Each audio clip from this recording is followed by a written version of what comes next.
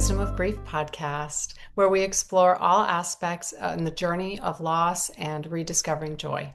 I'm your host, Leslie Palumbo, and so far in 2026, I've been really drawn to doing a deeper dive into the trauma aspect of grief and on how to heal from that and how to make ourselves whole again. Um, all those buzzwords that we can talk about together. But that's really why I'm so excited to have our guest today, Linnea Butler. Linnea is a scientist turned psychotherapist who has worked extensively in trauma recovery. And her work, her Substack, and her focus is on where science and spirituality meet. So we're going to be looking at grief and trauma and all of it. And so welcome, welcome. Thank you so much for coming and talking today. Well, thank you so much for having me, Leslie. Trauma is definitely a passion area for me, just as grief work is a passion area for you. I know. I think it's not really a choice, isn't it? But I would agree. It's not a yeah, choice, it's a calling. it's a calling. Well, I will say, that for me, I became familiar with your work through Substack. And the thing that I really value about your work is the tone of what you write. Like even the words you write are calming to the nervous system. Like they make us feel safe. Like, is that by design? Yes and no. So well I, done, by the way. I I mean, well, thank maybe you. it's just who you are, and that's why this is your calling, because Yes. I feel safe in those. I feel safe when I'm hearing what you're writing, and sometimes you'll offer, workshops and things, and I feel like, oh, I can't wait to do some of those. So yeah, Yeah, the reason I said yes and no is because I don't think it's conscious anymore. But when I sort of put that therapist hat on, even if it's when I'm writing, I still drop into that way of being, which is very much part of who I am as a therapist. And I think really who I've become as an individual. yeah, yeah, that's great. Yeah. So, like, again, like these buzzwords, I think about, I'm now reading the book Anchored by Deb Dana. It's about, polyvagal theory and, rewiring our nervous system, moving trauma through the body, all the things that we do to try to treat trauma, like sound healing and psychic mediums and psychedelic therapy and integration and like all that stuff really is beautiful stuff. And I would love to talk to you about all of it if we have time. But just to start, like you write so well about the effect of trauma on the mind, body, and spirit, like what exactly that looks like for us. I think one thing that's probably important to mention for your listeners is that the reason I understand trauma is because I had my own trauma healing journey. And so I don't think it's something that you can understand purely from an academic perspective. I think you sort of have to understand it from the inside out as well as understanding all the theory. But the mind, body, soul experience of trauma is really a disconnection from self and a disconnection from others, a loss of vitality. In fact, it's very common for people, I think, to come in to see me for depression, and as it turns out, the depression or the anxiety is actually secondary to trauma. And people will often think that depression, the opposite of depression is happiness. However, I think the opposite of depression is vitality, and I think that is also true for trauma. It's a loss of vitality, a loss of connection, excuse me, and a loss of meaning. So people can end up sort of drifting through their lives almost in a zombie like, functional but not present kind of way. And there's an aspect of trauma where it's sort of like time travel. You're not living in the present, you're still somewhere back in whatever happened so long ago. Right. Or like, and again, I've experienced trauma, I've experienced traumatic loss. That's probably why we're drawn to our fields. Like I've experienced the loss, so I want to help people with it. Yes. And you've experienced the trauma and you want to help people recover from it. But yes, I notice you can also, your body can be experiencing something from the past, but you're realize like you're in the present. Like I've had that happen where it's like I'm consciously here, but why is my body like feel like it's in serious danger right now? Um, so it's a confusing experience, but I love the way you characterize it as disconnection, really. And I was reading, about how that's like that. I didn't realize that's like the dorsal vagal. It's just kind of like and I think anybody who's been through grief or trauma, and I believe that grief is the loss of a close loved one is trauma, can understand that feeling of disconnection. Like, why don't I care about life anymore? And if you did before and you suddenly had the loss and then you don't, it's really disconcerting. It's like, how do I get back there? How do I, you know, feel that again? And at the same time, you're in this protective state. I know that like with any, like, I always say grief is a major injury. And like any injury, we go into shock. And a major unexpected or complicated grief can be like a major life altering accident or something. Like we go into the freeze and shock. And then we have to start at the beginning in the context of this new condition and learn how to do everything again, like learn how to live again. But when you write about it, you at some point you wrote about the recovery as a slow thaw, which I thought was beautiful. Yes. I think that was from the series on structural dissociation. Yeah, because it's almost like the body becomes frozen and your way of being becomes frozen. And trauma is, or healing from trauma is slow. So that thaw also needs to be slow. Somewhere on Substack recently, I saw somebody comment about, rapid trauma healing methods that happen in a handful of sessions. And that always makes me very anxious because if you try and push through too quickly, you can have a kind of rebound effect or a kind of whiplash. So it does need to be a slow thaw. You need to work slowly because the nervous system is so braced for impact. It's like rigid. And if you try and push it too quickly, it's going to tense up even more. Yes, right. And this is exactly what grief is too. It's like we want to just get to the end and be done. I know in my own experience as a therapist with grief, I was like, well, I know everything that's supposed to Mm-hmm. happen, so let me just jump to the end. But that Mm-hmm. is not a choice. That was not a choice for me either. So it's this patience and this gentleness and this kind of self-care that I think gets expanded. It's one of the great uh, beautiful byproducts of trauma and grief is that we have to care for ourselves as a matter of survival in a new way, in a deeper way. We have to really dig in and meet ourselves exactly where we are, which is in a scary place. In a deeper way and also a very consistent way. It Mm. can't be sporadic. And I think, especially if we're talking about any kind of chronic childhood trauma, that consistency has been lacking. And so, having the consistency of care, of self care, of nurturing is really important for healing that particular early wound. Yeah. I'm interested because it's obviously a hot topic in the media, like trauma, right? And we talk about, uh, you know, um, people there's a lot of qualification of it. Big T, little T. How do you like what's your take on that? First of all, I think I have to say that I'm not a fan of the big T, little t trauma descriptions because I think it minimizes little t. And little t means, if big T is being ground zero at 9/11, little t is not having your needs cared for, and that makes it sound less than.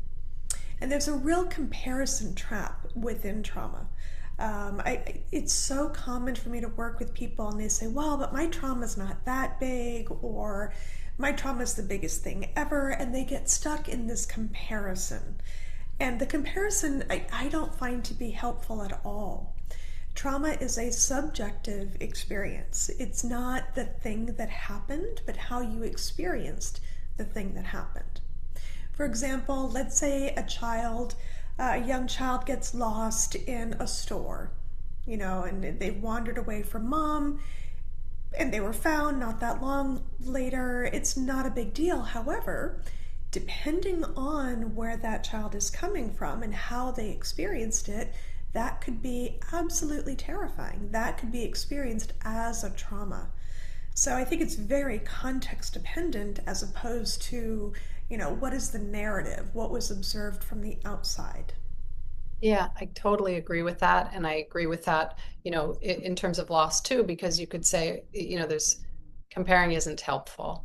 It separates us. It continues Mhm. with that split, that separation that you talked about, that and increases a sense of isolation, or increases a sense of a victimhood, like nobody understands me.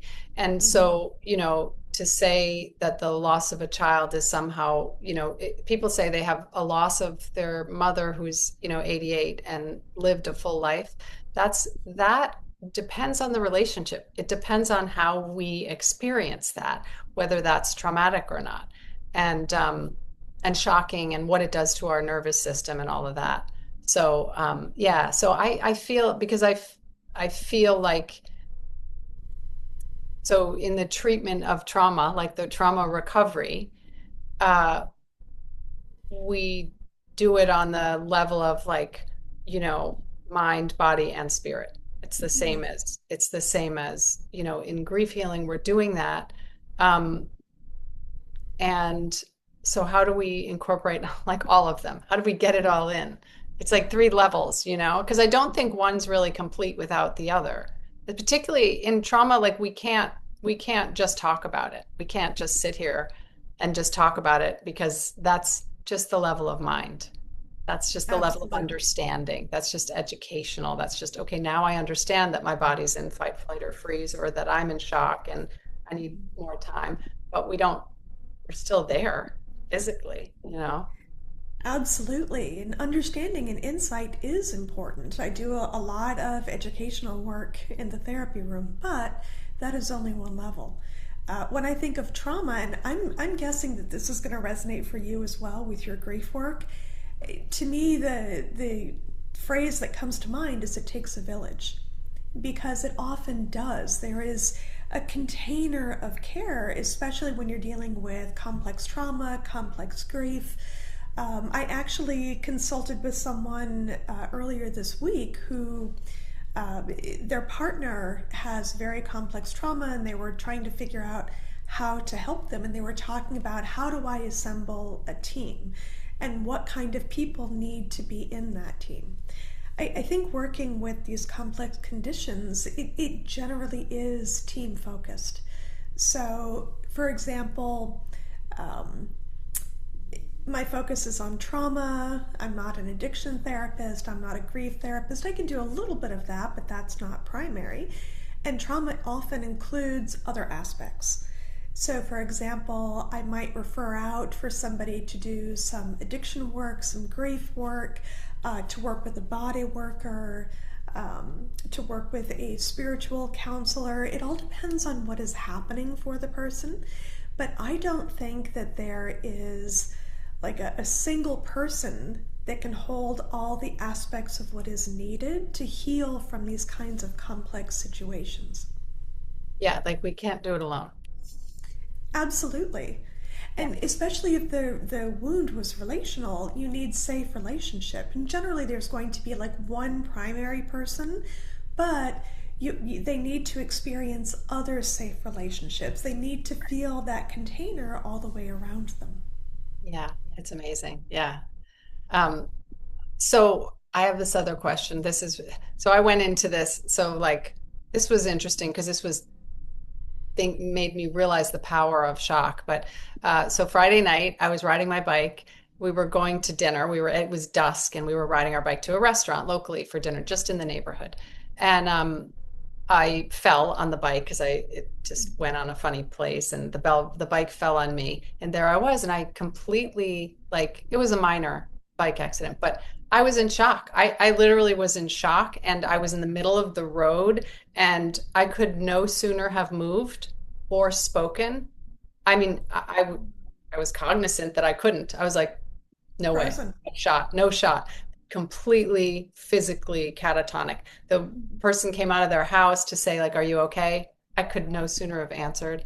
And, luckily my husband was there like blocking traffic because I would have been like, whatever, I don't care because I can't move. And I found that to be so shocking. Now that's just a minor accident. And I went into shock and then became exhausted, like was just so tired. I don't know what happened after that. But so then when that happens in our lives and we have trauma, then can you go into a trauma waterfall? Like where you're cascading into old trauma. Can it set off old trauma? I mean, that's what it did for me for like 4 or 5 days. I was like, okay, I guess I'm going back. I'm going back. I want to do this nervous system. I'm big into the nerves. I'm like, I'm going to calm it. But it's interesting to think about how, even in grief, these cascading losses can set off the old losses. It's the same idea. It's that time travel phenomena. Yeah. And that's truly what a trigger is. People use the word trigger to mean many things that it's not really intended to describe. But an actual trigger is something that sets off that trauma waterfall. I've never heard that term before, but I love it. But it sets up a cascading series of events that takes you back into that past.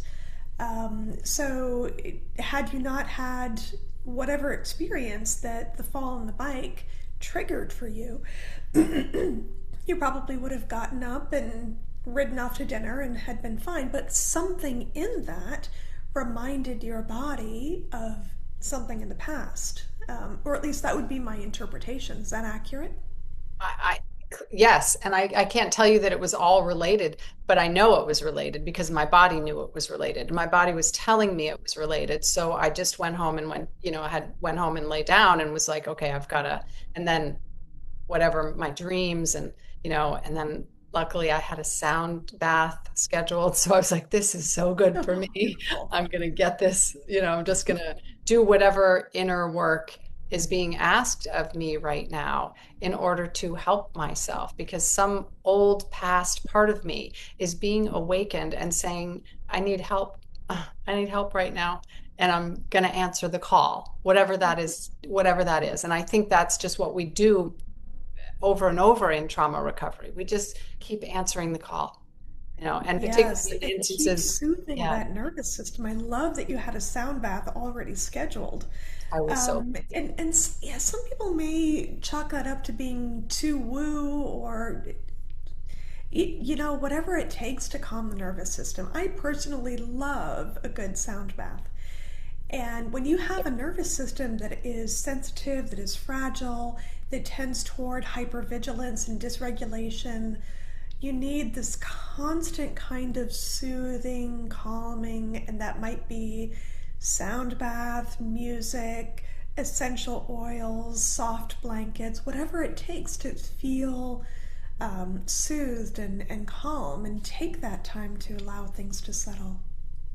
yeah, yeah. I mean, it comes back to that slow thaw, like you wrote about, Yeah. to just be so generous with the time that it takes and just to keep answering the moment and what it's asking of us. But I do feel like sensory experience, like that, I guess, signals the rest and digest response is super helpful. I'm not Mhm. sure. I think trauma moves with movement. Grief moves with movement, things like Yes. dancing, crying, breath work, walking, exercise, yoga, restorative, anything. Yeah. So, like, what do you find? Like, do you have a perfect formula? I know it's so different for everybody, but just, the tools that you use that you find that are multidimensional in that way are just really helpful. Yeah, movement is definitely one of them. And I remember my first semester in graduate school, I had this amazing professor. Her name was, or is, Manuela Mishka-Reeds. She's written a book called The Somatic Psychotherapy Toolkit, which I highly recommend. And I remember distinctly one of the times in class, and she said, look, if you're going to be a trauma therapist, because that's her specialty, you have to move.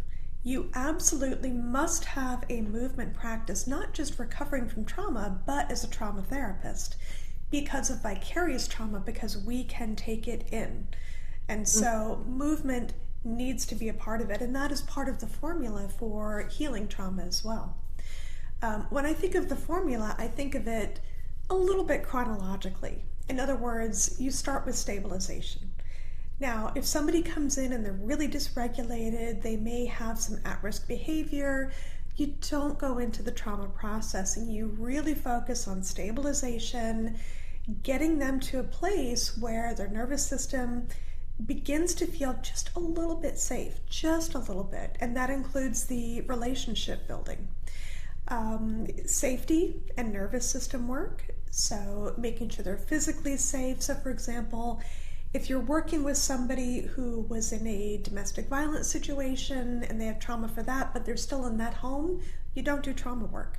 They need to be physically safe. But they also need to feel safe in their body with their nervous system. So you've mentioned polyvagal work. So a lot of it is working with polyvagal tone, getting them to drop their breathing down.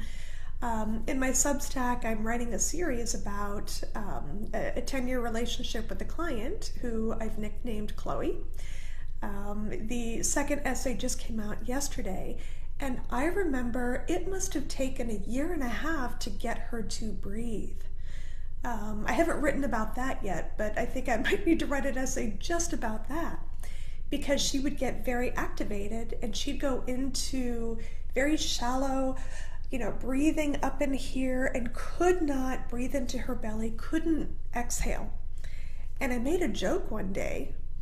I said, sweetie, you need to get exhale tattooed across your forehead. And she came in a couple of weeks later and she had breathe tattooed on her hand. Wow. But I thought that was actually really adorable. But that's an example of you need to go slow. And that nervous system safety, getting her to be able to breathe, to be able to exhale, to work with the nervous system, the vagus nerve. And then you begin to move into somatic processing, shaking, crying, and on your own, this might be walking, this might be qigong.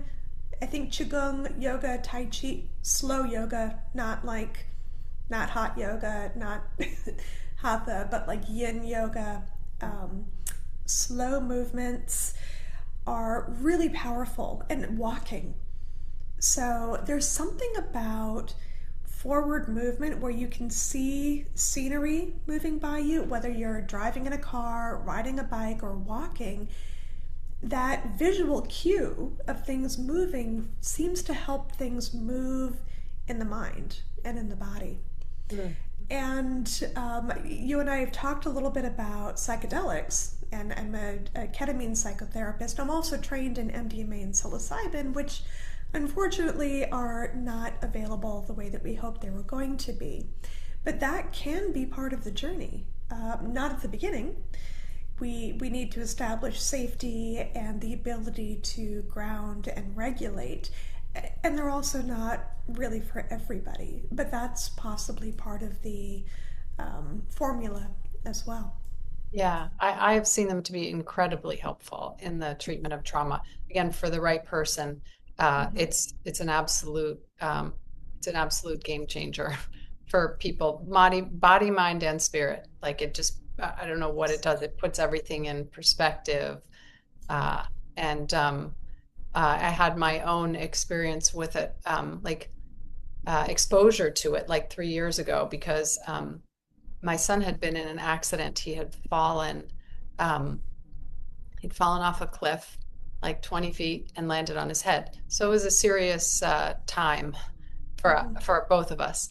And I experienced this disconnection Mm-hmm. uh, that I didn't understand after he was safe.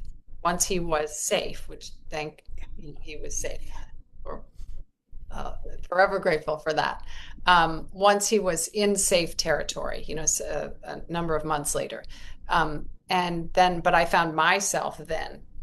I don't know what happened, why it came then, but it came then. And yeah, I had a colleague who was working in the treatment of psychedelics, of trauma with psychedelics and ketamine, and it's a really, really powerful tool. I will say that it's super powerful tool. Like, um, it was amazing. Yeah, it was amazing.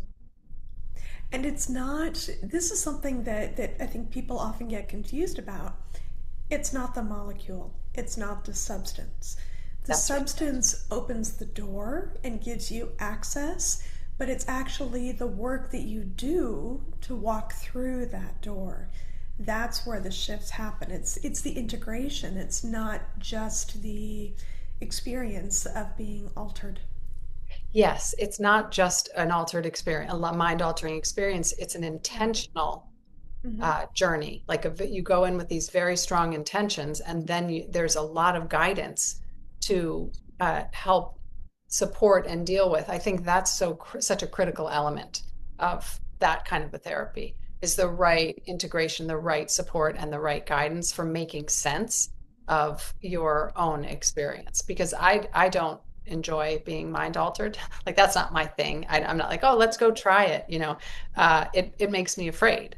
So, but to do something with intention to try and help a situation for me, when I tried it, it had like I think I said this to you, a 70% reduction in symptoms after one session. That's I was looking incredible. at it like a scientist and like a mother. Like, do I want to expose anyone else to this? What do I think about this for clients? What do I think about this for someone else? Yeah. Um, and and it was remarkable physically and psychologically is what I felt. But physically, I really had a reduction. So I think that's really powerful stuff. And the that then I did a kind of, I was doing at that time a deep dive into that because I was so interested in it. And Michael Pollan's work, How to Change Your Mind is so educational on that front as well, I think. Yeah. Yeah, when I read his book, the chapter about the default mode network, I mean, as you mentioned at the beginning, I'm a former scientist, and my left brain lit up, and I got very excited about the neuroscience behind it. Yeah. So it wasn't just, I had to geek out a little bit. My scientist part was Yeah. very interested in that, while my therapist part was very interested in the meaning making and the shift in perspective that can happen. Yeah. And one thing that's very interesting about ketamine, so ketamine is not a classical psychedelic, it's actually classified as a dissociative anesthetic. And it was thought, and the field is changing very, very rapidly. It was thought for a while that you would never give ketamine to somebody who dissociates. And I know someone who actually has a dissociative disorder. She is a practitioner and worked with a very, very skilled ketamine psychotherapist. And she experienced dissociating on ketamine and then coming back into her body. That process of sort of leaving and coming back in helped her ground into her body and stop dissociating. And I've actually, when you were just talking now, since we talked about disconnection, I'm wondering if why that first session was so impactful for you, because you went into crisis to make sure to manage the crisis, keep your son safe, and then you sort of went somewhere because it was too much for your body, and maybe the ketamine helped you drop back in. Does that feel like it was your experience? It feels very true. It felt like I was myself again. It Yeah. felt like I had returned to sort of who I am at my center, Mm. after that experience. Yeah. A And returning, a remembering. yeah, it was. Yeah, it was really powerful. Interesting. Yeah. So, yeah, so many good things here. You touched before on something. You said vicarious trauma. I'm interested Ah, in yes. vicarious trauma. Here's why I'm interested just on the grief front. Do you Mm-hmm. know how sometimes if you have a really big grief, and people are afraid to come near you. Is it Yes. maybe it's vicarious trauma? Like it's almost like they're afraid to get too close to the unthinkable thing that you're dealing with, you Yeah. know. If it's suicide, if it's, people are just like they're a little like stay away, and that's so painful Almost for the like people you can going through hear it. them in their mind going back away slowly, like it's a Yeah. bear. Yeah. Yeah, and that is maybe it's the vic I when you were saying that I was thinking like maybe that's the vicarious trauma piece. Like we don't want to catch it. We're afraid of it. I mean, maybe it comes from I don't know. We can't Well, I catch think it, part but of it is that people don't know what to do. Most people want to fix the problem. Well, if someone that you care about has just lost someone close to them, you can't fix it. And so they don't know what to do. They want to make it better, and that is not what is needed at that moment. The person needs space to grieve, to have their feelings. But also, yes, I think maybe there's almost a vicarious trauma piece of it, or maybe it's an existential fear. Because if you're talking to someone who's lost someone close, we all have a fear of death at some level. It's like, whoa, if I sit with somebody in their grief, maybe that will remind me of my own mortality, and that's something that I can't look at. It's too difficult, it's too frightening. yes, and that is the frightening and formidable thing about recovering from loss is that it puts us face to face with life, death, the bigger questions. Why are we here? Mortality, Yeah. even how does the world work? Like the spiritual questioning that's about, I thought the world worked this way, but now I can see that this event didn't fit into that. So now, how does the world? Like, those are just deep and scary questions. What if it all means nothing?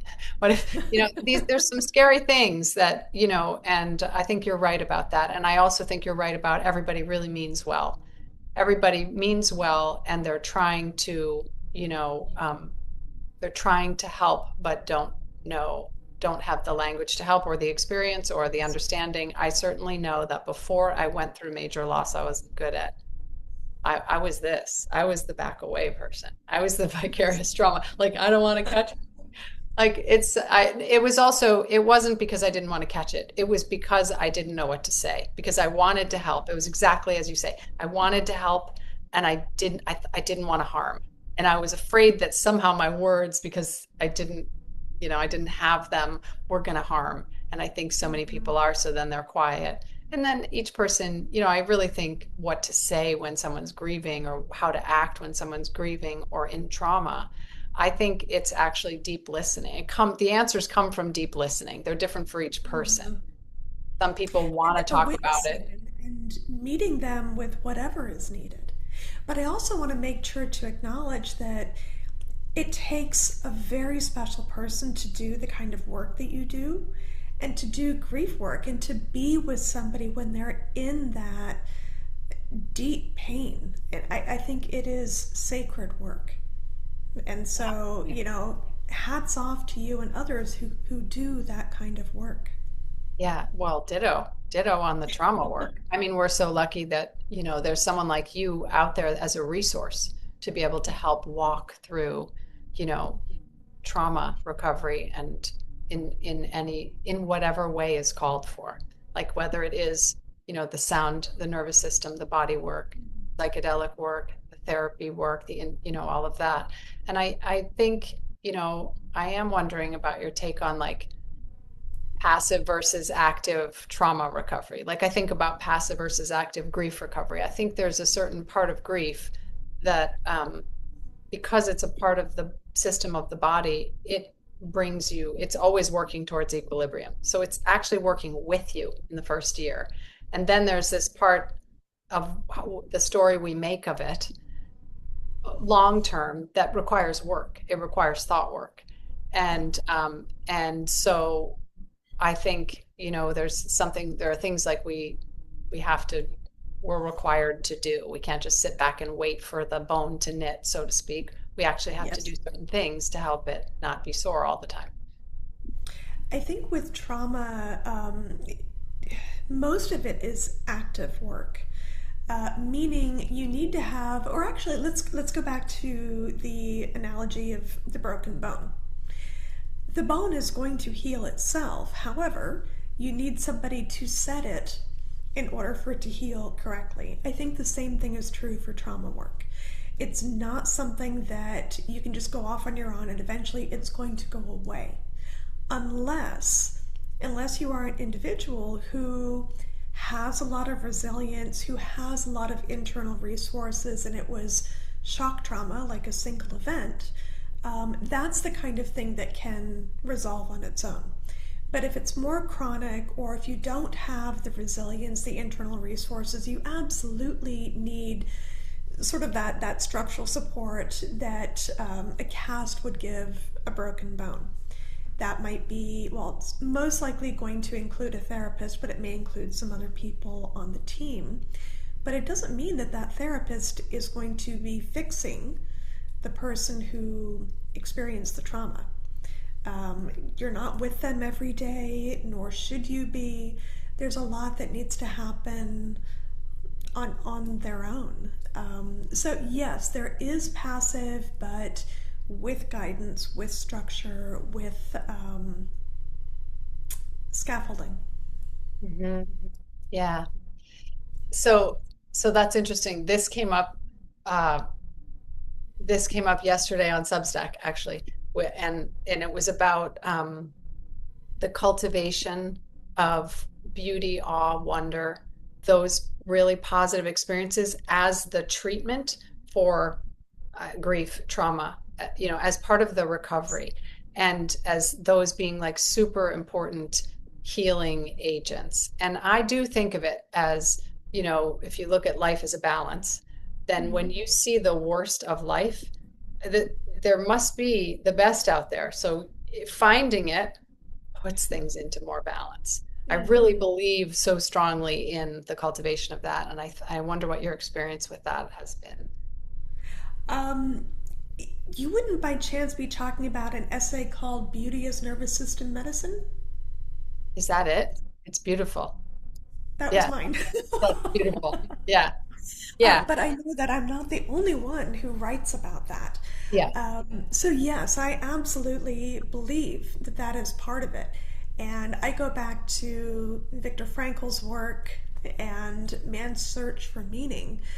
And there's a part in for people who have not read the book, I'm quite sure that you, Leslie, have read it. But for people who haven't, it is not an easy book, but it's an important one about meaning making. And there's a part where he's talking, and most of this takes place within a concentration camp in World War II. There's a part where he's talking about people being outside working and they pause because there's an absolutely beautiful sunset. And they pause for just a moment to take that in. And that moment of witnessing and awe and appreciating the beauty gave them enough to get through another week of living in a hellscape. And so I do think that moments of beauty and awe and appreciation, glimmers of joy, are really important to help us get through the times that are excruciating. Because you're not going to get through this life without suffering. Suffering is part of the experience, but so is beauty. Right, exactly. Yeah. So that I also think we have to continue to notice and mark it. Like we have to continue to Mm-hmm. amplify it, so to speak, to do Yes. these amplifying exercises, so that we can, so that it keeps moving through our nervous system. Like I was trying this thing with like a synchronicity journal, like just when like unexpected pleasant things happen in life, like Mm-hmm. or synchronistic, like great things. I every morning I wake up and I say, okay, I'm going to write down, the two things that happened today. So, which means it tells my nervous system you're going to have two kind of amazing awe experiences. Which primes you to watch for those. Primes me to open myself to watch for them, to feel safe enough to watch for them. And then I watch for them. And then after I see them, I write them down so that I can relive them in my nervous system. So I feel like things like that to cultivate those experiences. And I think, I think in grief, a lot of people have those synchronistic experiences. Like just as I was thinking of my loved one, their favorite animal like came into view, Hmm.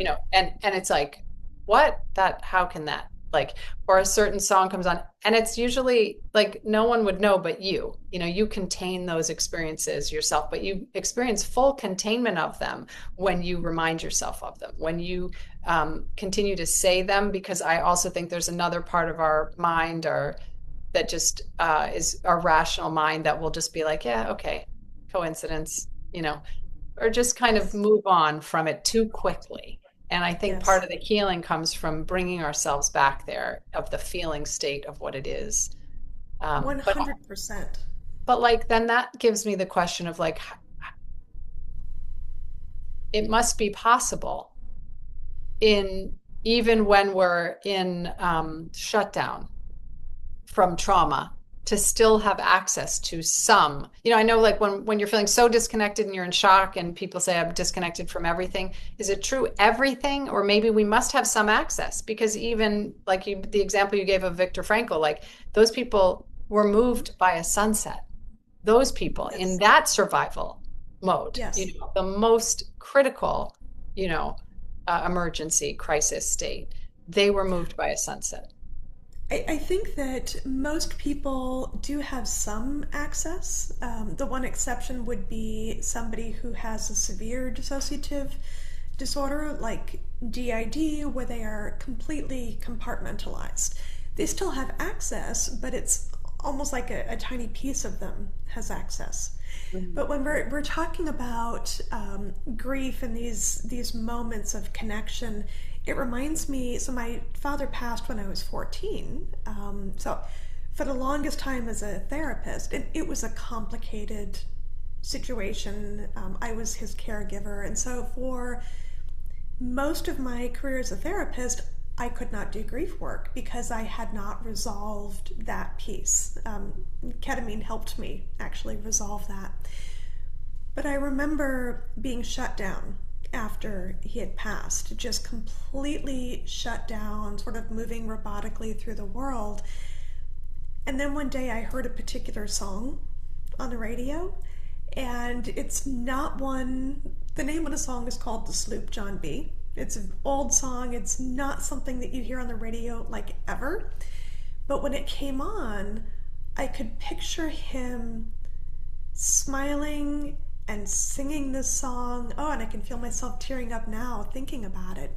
Not in a sad way, but in an appreciative way.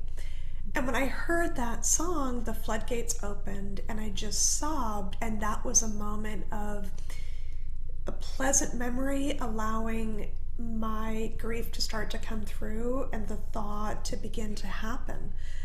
And so it was a beautiful moment. And it was a release, but it was a release from appreciation, not devastation. Yeah, wow, that's beautiful. um, I feel like tears are underestimated as a healing agent, because everyone feels like, oh, I'm sorry, I'm crying. I feel bad, I'm crying. It's like, but crying is healing. Crying, the tear, like the proteins that get released in tears, They have an contain, analgesic effect. yes, they're like literally medicine for the body Yes. to reach a state of safety. Like that's miraculous. That's what I Mm-hmm. mean by when I say like grief is an ally. Like as a process of recovery, it's Mm-hmm. doing that for you.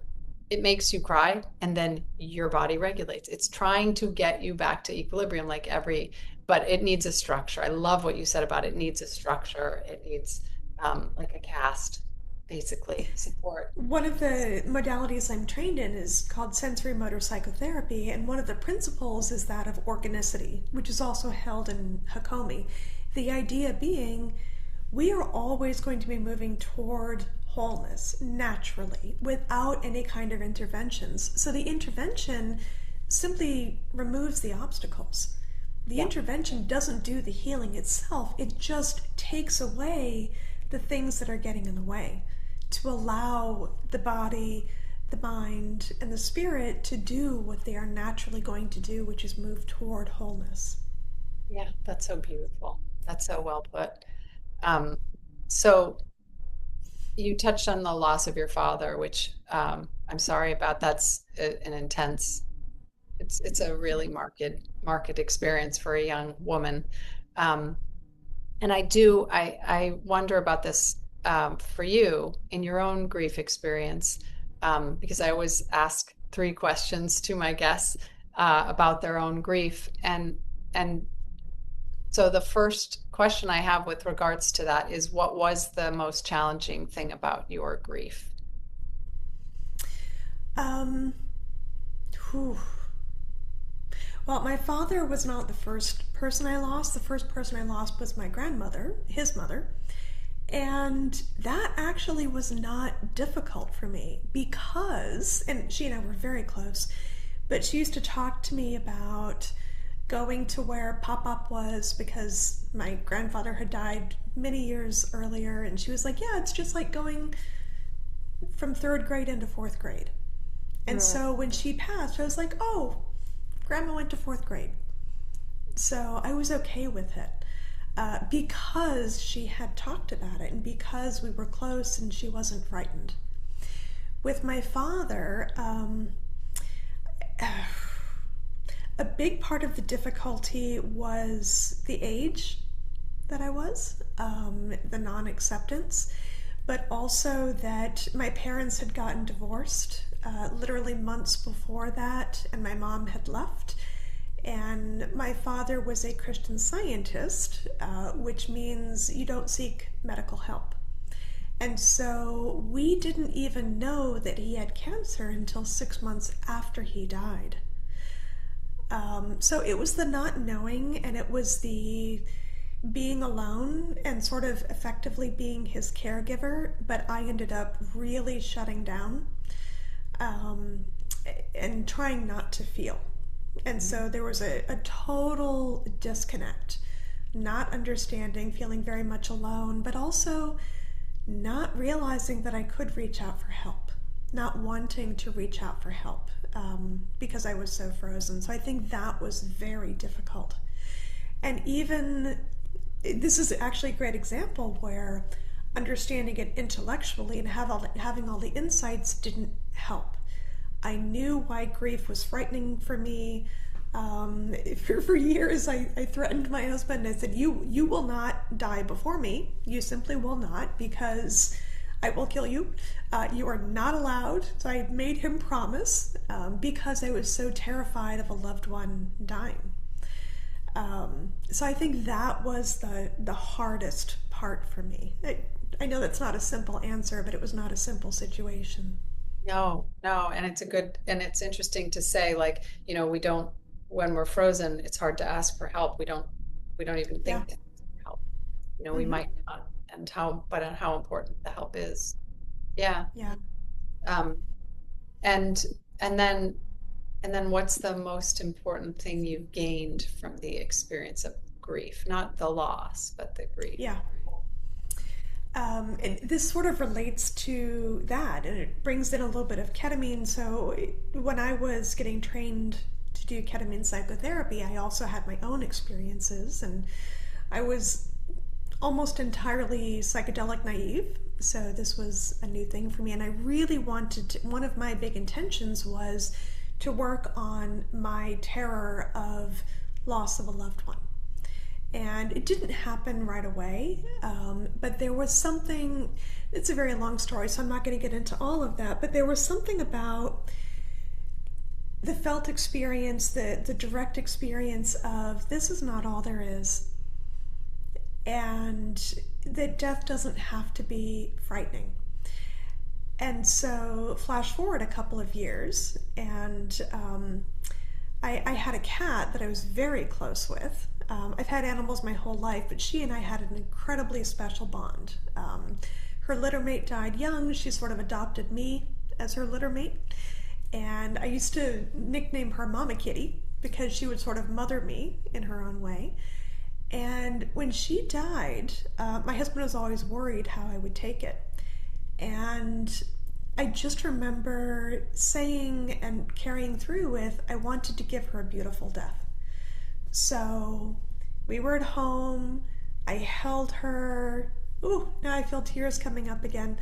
I had music playing, and we had the vet come to the house, and I was able to be fully present with her without disconnecting. And it was an incredible gift. I feel like, this little animal gave me such an important gift because it healed the part of me that was 14 that lost my dad and couldn't accept it. Yeah, amazing. Yeah, and not to mention, as I was, we talked a little bit about relational stuff and but co-regulation, like the nervous system co-regulation of having a cat all those years, like to go, to be with you, such a gift. Yes. Yes, if you can't ask for help, have a pet. That's my. I was going to say, what's the most helpful advice you would give someone in grief? That's my last question, but that's my answer. I'm going to go with that. Yeah, Uh, like it. well, I'll go with that, but also just allowing yourself to feel it and allowing yourself to recognize that there's no timeline on grief. It takes as long as it's going to take. And it's also, the work of Kubler-Ross, where it's, oh, we have these stages and then you're done. No, no, no, no, no. It's not nearly that clean. It sort of goes in cycles, and it's not directional, and it's going to take the time it takes, and it's probably going to be messy, and just to allow it. Yeah, right, right. Thank you. Oh, But thank you yes, so the much. co-regulation of a pet, whether it's a dog kissing your face, or a cat sleeping on your chest, or a horse nuzzling your head, Yeah, any of those are beautiful. no, right? Yeah. Um, so again, like you're writing, it's calming to be with you. It's calming and rewiring for our nervous systems just to hear this, to hear this information, the way you talk, and your knowledge about it, and the way you share it with all of us so generously. I am so appreciative for you. Um, and I wonder, can you let people, I'll share it like in the show notes and stuff, but can you share like people how to find you, how to work with you, any relevant work you're doing that people might want to know about? Sure. Well, the name of my Substack is How Healing Happens. That's probably the best place to find me. If you are in California, because I'm licensed in California, and you want to work with me in psychotherapy, the name of the practice is Bay Area Mental Health, bayareamh.com. But I'm sort of working on a little pet project right now. Probably will start to launch later this year, maybe spring or summer this year. And it's going to be a community, a mix of online and in person events. And it sort of carries off of the workshops that I do through Substack, roughly monthly. And that community is going to be, we're still defining what exactly that looks like, but it's going to be focused on healing, shadow work, and the places where science and spirituality meet. So if you want to learn about that, the best thing to do is subscribe on Substack. It is free to subscribe, and the updates will be happening there. Gonna be in. I love it. Well, thank you so much for being here today, and thanks to everybody who is listening to this. And always, as always, until next time, I wish you all peace as you tread the waters of grief. Bye. And thank you. So grateful to have met you. Yeah, me too.